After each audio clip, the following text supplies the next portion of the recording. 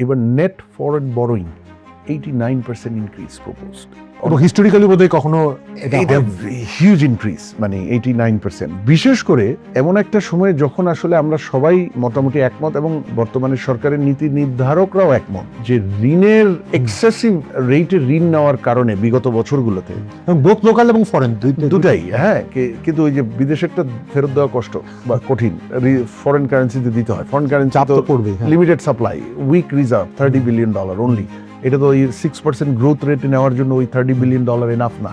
তাহলে 89% ইনক্রিজ হয়েছে। পাবো নাকি সেটা প্রজেক্টেড ইনক্রিজ, প্রজেক্টেড প্রপোজড এই বাজেট পাবো নাকি এটা পরের কথা। আমার কথা হলো যেহেতু অলরেডি একটা কনসেনসাস আছে এবং সরকারও এটার মধ্যে ইন এগ্রিমেন্ট যে ঋণটা পূর্বের বছরগুলোতে অত্যাধিক বাড়ায়, আমাদের রিপেমেন্ট প্রেশার খুব এক্সেসিভ লেভেলে চলে গেছে, সুতরাং সামনের দিনের ঋণ খুব ভেবে চিন্তে নিতে এবং আমি করি আমি গত 2 দিন আগেই দেখলাম যে জাপান তার ইন্টারেস্ট রেটও কিন্তু বাড়িয়ে দিয়েছে।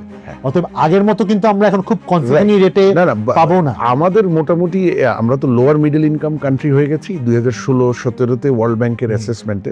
সেটা ধরেন 79-80 সাল থেকে যে উন্নয়নের কৌশল, economic private sector led economic গ্রোথের কৌশল, সেটার ধারাবাহিকতায় আমরা সেই জায়গায় এসেছি। এবং সেটা আসলে আমাদের যারা multilateral লেন্ডার্স, world bank, Asian development bank এবং তার সাথে সাথে ইম্পর্টেন্ট বায়োল্যাটারাল লেন্ডার জাইকা, এরা কিন্তু লোন আর কনসেশনাল রেটে দেয় না, তখন আপনার কনসেশন প্লাস হয়ে যায়। সেটাই আমরা দেখছি জাইকার ক্ষেত্রে বোধহয় 3% পার হয়ে গেছে।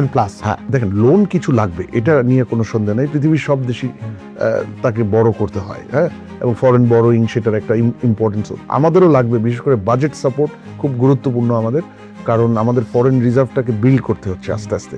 19-20 থেকে $30 বিলিয়ন নেট রিজার্ভে এসছে, বাট এখনো যথেষ্ট নয়।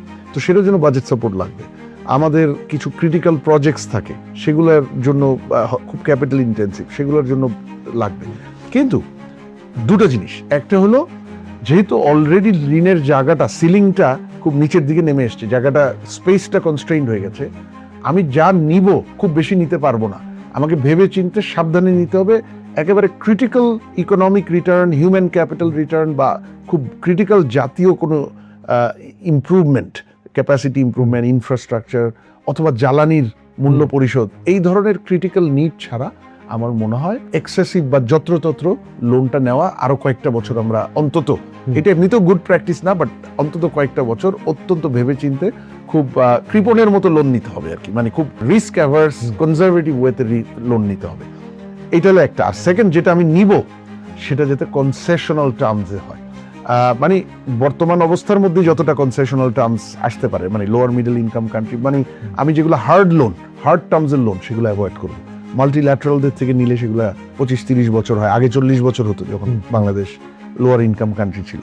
তারপরেও 25-30 বছর ইজ বেটার দেন ধরেন হার্ড লোন যেগুলো 5-7 বছরে দিতে হয়, 3%-এর আশেপাশে নিতে হচ্ছে, still better than 6-7% suppliers credit বা হার্ড লোন।